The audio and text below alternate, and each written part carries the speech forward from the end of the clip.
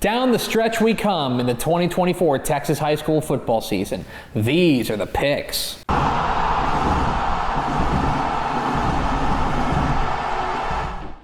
Welcome into the picks, your guide to the Texas high school football weekend. My name is Greg Tepper of Dave Campbell's Texas Football and TexasFootball.com. Thank you so much for tuning in, and did you catch your breath yet?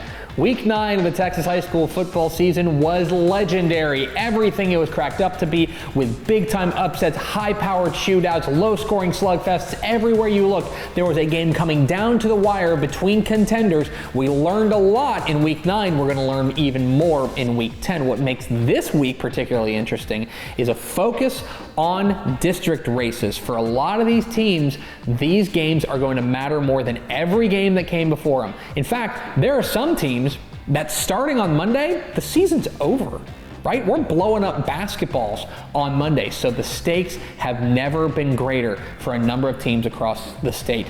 Everywhere you look across Texas, there are big games in Week 10 of the Texas high school football season. We start on the Coastal Bend.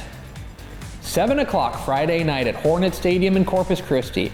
It's a matchup of unbeatens for the District 15 5A Division I title as the PSJA North Raiders visit the Corpus Christi Flour Bluff Hornets. What are the keys to this matchup? Key number 1, strength on strength. There is no doubt what the showcase showdown is when these two teams get together, and is when Flour Bluff has the ball, because you will have one of the best offenses in Texas going up against one of the best defenses in Texas, and that is going to be worth the price of admission. For Flour Bluff, their offense has been out of control with quarterback Jaden Pelucio. He has been so good this year with a big-time weapon on the outside, and Andre Mims leading a bevy of options on the outside for Pelucio. This offense is the number 4 scoring offense in 5A Division I.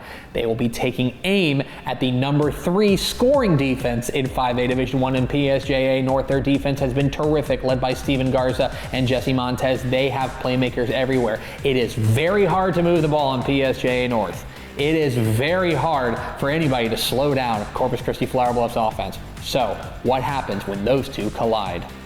Key number 2, go to Guerra. Let's talk about what the PSJA North offense is going to look like, specifically Ethan Guerra, their outstanding workhorse running back. He is a throwback in every sense of the word. He is physical, he runs angry, and by the way, he's got breakaway speed. He's already over 1,200 yards rushing on the year, averages more than 10 yards per carry. This guy is absolutely the tip of the spear for this PSJA North attack. They want to get Guerra going early. It's going to be up to this Flour Bluff defense, led by Tristan Wilson, which has been very good all year long, to slow down this rushing attack for PSJA North. So, can the Flour Bluff defense stand up, or will Guerra run wild? And key number 3, 152 miles. So let's talk about District 15 5A Division I, which is basically a conglomeration of some of the best teams from the Rio Grande Valley taking on some of the best teams from the Corpus Christi area. And if you're not from South Texas, you're unfamiliar with South Texas, you might be thinking, well, isn't that exactly the same? Well, no, not even a little bit. PSJA North is driving 152 miles to go to this game. This is basically like a team from Austin driving to Houston to play a game. Okay, this is a long road trip for PSJA North, going to a very hostile atmosphere there at Hornet Stadium, which is notoriously unfriendly to visitors. And so there is a home field advantage in play here for Corpus Christi Flour Bluff. How does PSJA North handle the travel? Who am I picking? I'm going with PSJA North. Even on the road, I like this Raiders team because I think they feel like the kind of matchup that can slow down Flour Bluff, specifically running game and defense. Their defense, we've mentioned, has been absolutely sensational. They've gone up against high-powered offenses and come out on the other side. But it's also what they do when they have the ball, with Guerra leading the way, going on long, sustained drives and playing keep away. Every time Flour Bluff has the ball, they're a danger to score in like one play, right? I think the PSJA North can limit the number of possessions and shorten this game a little bit and come away with a narrow win. That's kind of how I see this game going. Now, Corpus Christi Flour Bluff is 100% capable of coming out there and dropping a 50 burger on anybody. They roll out of bed and they scored 40 points, right? But I think the PSJA North actually matches up pretty well with this Flour Bluff team, and that's why I think the Raiders come away with a close win. From south to north, 7 o'clock Friday night at W.L. Stevenson Sports Complex in Collinsville. It is a state-ranked matchup of 2A Division II stars as the Muenster Hornets take on the Collinsville Pirates in a game that's actually number 1 versus number 2 in the Dave Campbell's Texas Football Computer Rankings. It's also, I think, an opportunity to spotlight 2 of the budding young quarterback stars in small school football. For Muenster, quarterback Kason Carney has been terrific as a junior, and this sophomore signal caller for Collinsville, Jackson Jenkins, is a name to know moving forward. But what I want to know is, going up against good defenses, which team can be more multi-dimensional? Nolan Peel has done a great job running the ball for Muenster, and I think that Garrett Trevino has to play a big role at the running back spot for Collinsville if they're going to come away with a win. I think this is the hardest game to call of the week. This feels as coin flippy as it gets, and so even though Collinsville is at home, I think Muenster is a little bit more battle tested, and I think that, in what is sure to be a close game, pays dividends. I think the Hornets get a narrow win.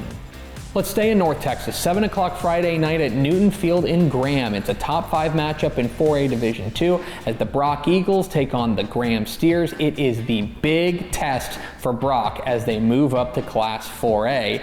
This was the game that, when realignment came out, we had circled, and it has arrived, and wouldn't you know it, it's a top 5 matchup.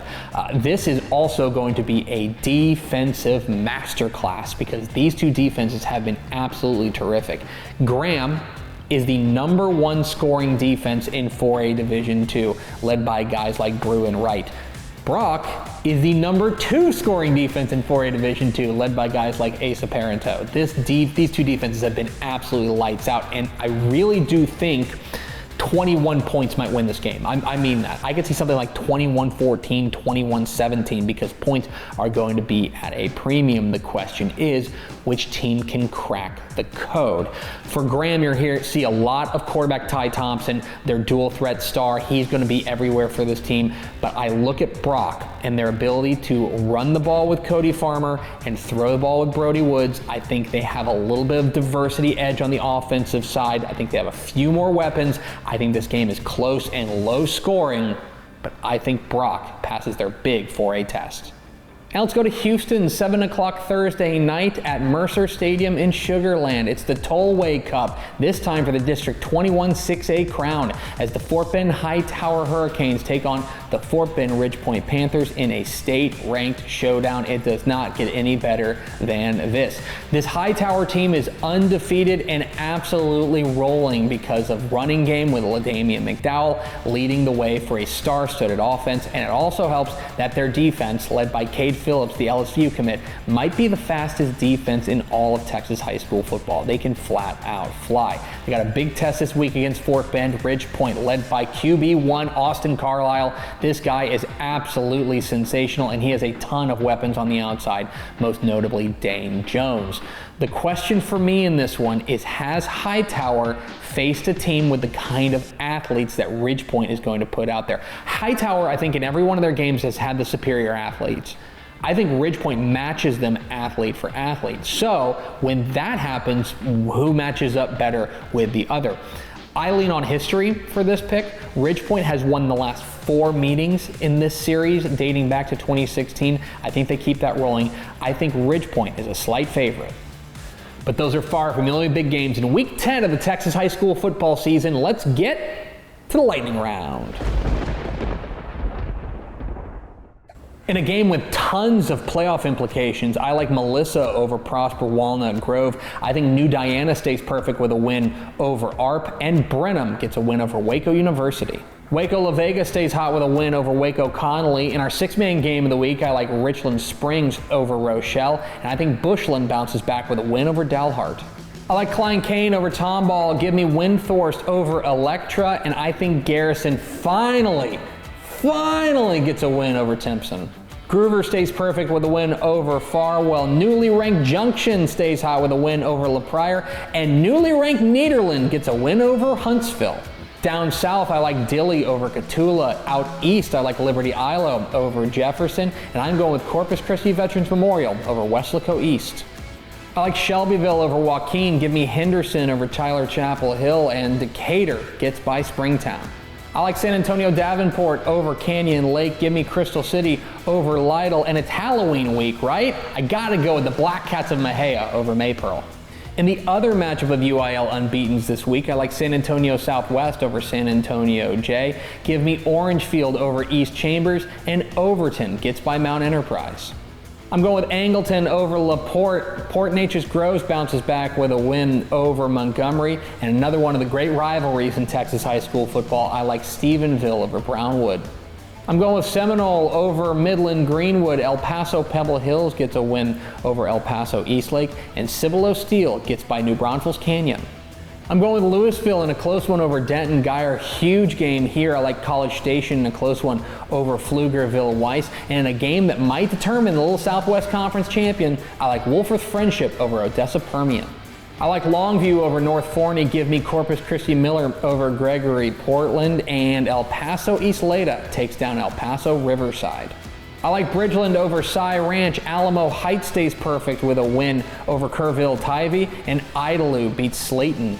In our private school game of the week, I like Houston Kincaid over Houston St. John's. Give me Albany over Roscoe. And Midland Legacy beats rival Midland. I like Belleville over Madisonville, and in a high-powered shootout, I like Georgetown over Lake Belton. Honeygrove gets by Cooper, and Wellington beats Wheeler. And those are the picks. What am I wrong about? Which games did I leave out? Leave comments down below. Don't forget that subscribe button. Follow us on Twitter at DCTF. Like us on Facebook, facebook.com/Dave Campbell's. Follow us on Instagram, instagram.com/Dave Campbell's. And of course, see us at texasfootball.com. Thanks for watching. Enjoy week 10 of the Texas high school football season. We'll see you.